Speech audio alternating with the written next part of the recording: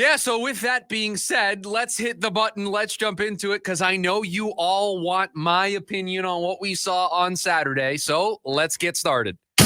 Time for our top story of the day. It's the Daily Special. Now, I debated on whether or not we should start with the special teams woes for the Arizona Cardinals.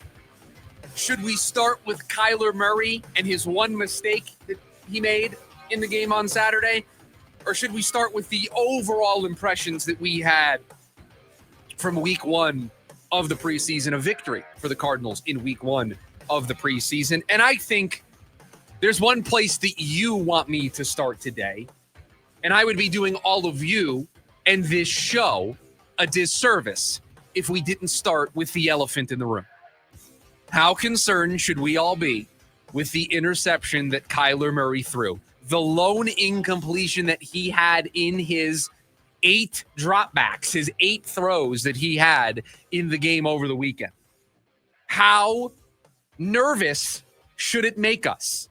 It is the preseason. These games don't matter. There is rust that everybody is shaking off. So how important was it that Kyler Murray threw an interception in that first preseason game? And what did I say to everybody last week?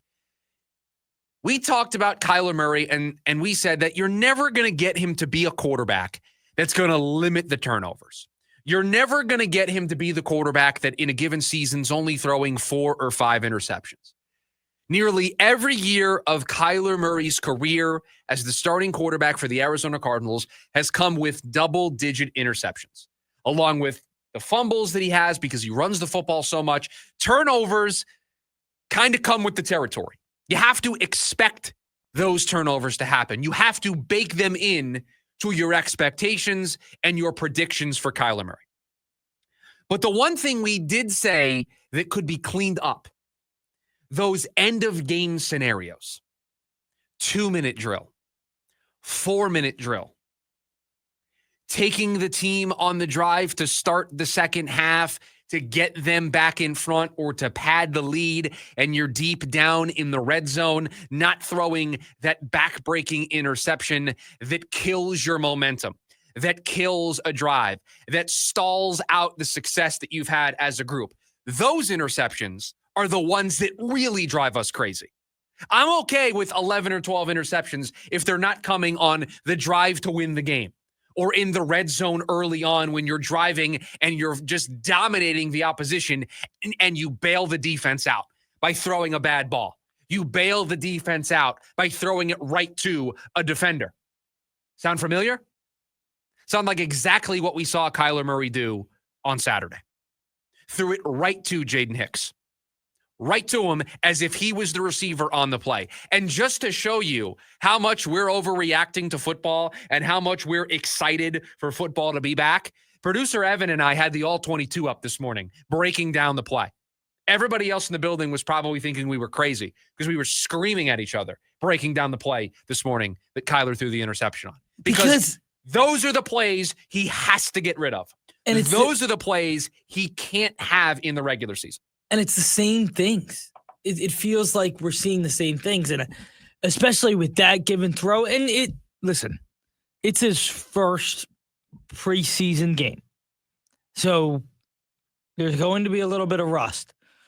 But he rolls left on a design rollout. And you and I laid it out. There's probably multiple ways they would have scored on that play. Yeah, it's just, and again, I'm going to do it because it's what we do here on the show. I don't want to overanalyze a preseason play, but we did it this morning. It's a design rollout, getting Kyler off platform, getting him some open, clean air to throw the football. And all he has to do is negotiate the one defender. The defender out in the flat that's hanging out near Trey McBride, but it's also kind of dropping. He's giving Kyler that dump down to Trey McBride. He's kind of receding into the space where Marvin Harrison Jr. is running his route into. But there is in NFL terms, a Grand Canyon-sized opening, a Grand Canyon-sized window for Kyler to fit that ball in. And you talked about it.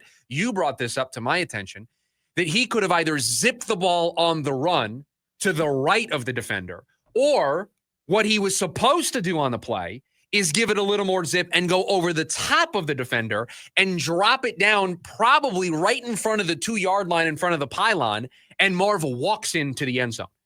How much have we talked about this offseason pressure on Drew Petzing, right?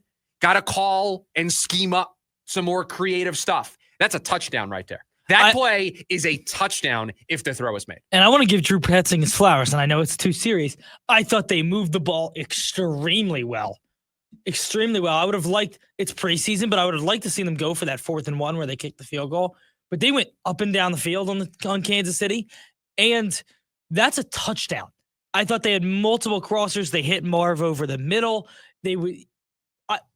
I thought Drew Petzing had a really nice day in his 2 series with the Stars. Yeah, take out the interception. Kyler was 7 of 8. I mean, he had a good day. But because this is the concern that we all have with Kyler, of course it goes front and center. And I don't know how many of you out there were bothered by the post-game comments from Kyler saying that he was glad that it happened in preseason. I mean, what else do you want him to say? He admitted that he didn't put enough touch on the ball. And I'll tell you, I don't know if I love for my quarterback in year 7 that we still don't have a good feel for the touch on that type of pass. I would expect at this point him to know exactly what he needs to put on the ball to get it to that spot, because it is a perfectly drawn up play. I mean, that feels like such a routine throw. Routine. How many times in the NFL do you have to layer it over a linebacker? Well, and how many times is a player going to be that open, right? I mean, Marvin Harrison Jr. was, for all intents and purposes, wide open. I mean, that's wide open in college. You don't get those kind of windows every Sunday in the NFL. And he had it, and he missed the opportunity. Now, where I'll agree with Kyler is, yes, I'm glad that he threw that interception in preseason. And he talked about how he'd rather it now than in week 1 in New Orleans. Here's the worry we all have, Kyler, and this is why we're starting the show talking about this today. I don't think many people trust you to not make that same mistake in week 1. I think the expectation is you aren't going to learn from this play because we have seen it so many times previously. There is a worry that week 1 is going to roll around and there's going to be that backbreaking, soul-crushing, game-changing interception that Kyler Murray throws in a spot where you just can't have a turnover. That's what Saturday's one blemish on Kyler Murray's performance has brought out to start the week.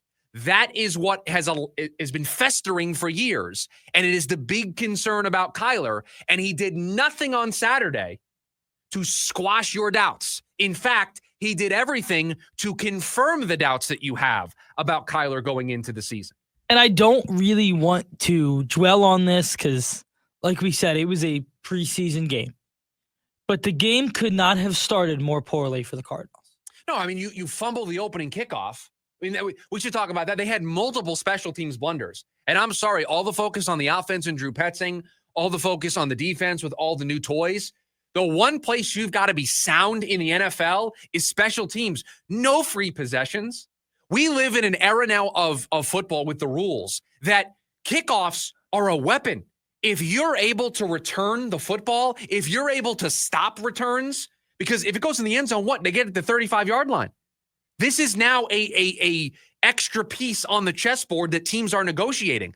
We can't have special teams be an active detriment to this team. You've got to clean that stuff up. And that's what preseason is for. Again, rather have it now than in week 1, but not the message that you want to send. What they have 2 fumbles in the game on special teams? 2 fumbles. They fell on the second one. But I mean, you can't have that. Think about if that was a regular season game.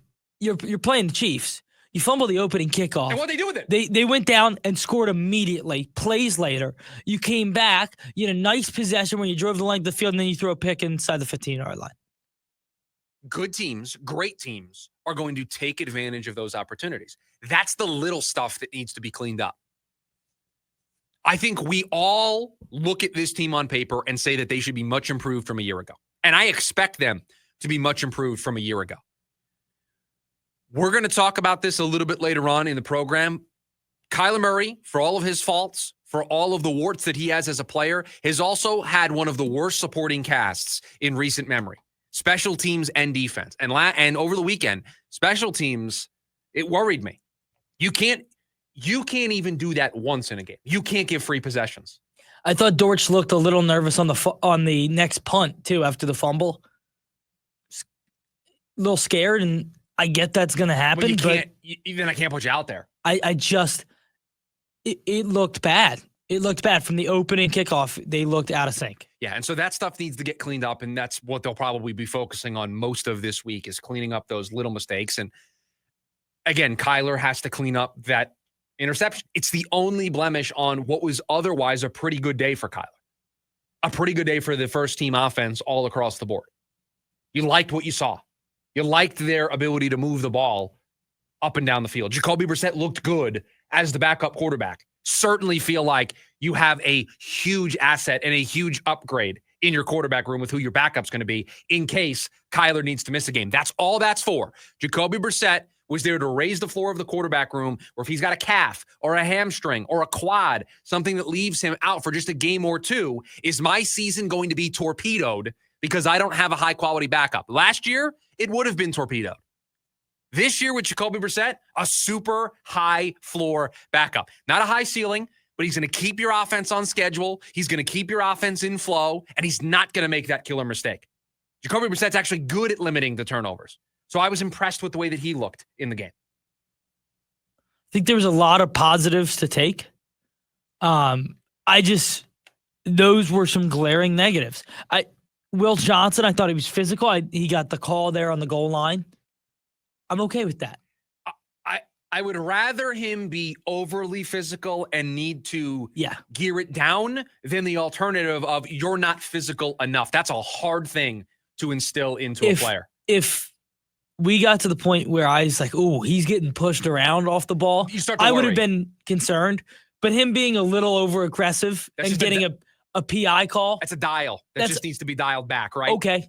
And I'm okay with that. And because he's a young player, a rookie, probably amped up to play that game, I think it's going to be easy for the coaching staff to dial that back. But now that we've mentioned it, now that we've talked about it, keep an eye on it.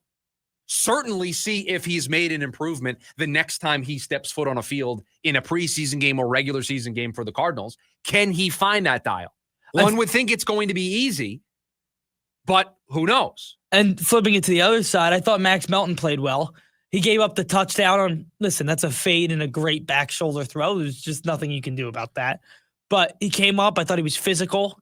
He had some nice tackles. They tried to flip it out a couple times to a receiver, and he came up and made the tackle. Max Melton, Garrett Williams, Will Johnson. That corner trio is going to have a major impact on how well this defense plays. I know most of our focus has been up front for a majority of the offseason. Don't discount the ball hawk opportunities that those three gentlemen are going to get on the back end if the defense is able to force some quick throws. And I think physicality is going to be important. This team was the worst in football last year after yards after the catch on throws in between a yard of the line of scrimmage. So just allowing guys that free open air and not tackling in open space. It's 10.3 after catch with a ball thrown within a yard of the line of scrimmage. Yeah, they need to clean that stuff up. These are the little things that we're talking about that ultimately led to their demise in the second half of last season or post-bye last season. But hey, one in the books. One football game done moves us closer and closer to the start of football season. And again, you came out of it relatively healthy, right? No major concerns on offense, right? The worry that we said on Friday, hey, you saw Anthony Richardson in the game, gets hurt on one of his first couple dropbacks. That's the worst case scenario. The best case scenario is you look like Joe Burrow and the Cincinnati Bengals. Where did the Cardinals fall? They fell somewhere in between, kind of like we expected, but certainly leaned more towards the best case scenario outcome. And we move one step closer to the beginning of the football season.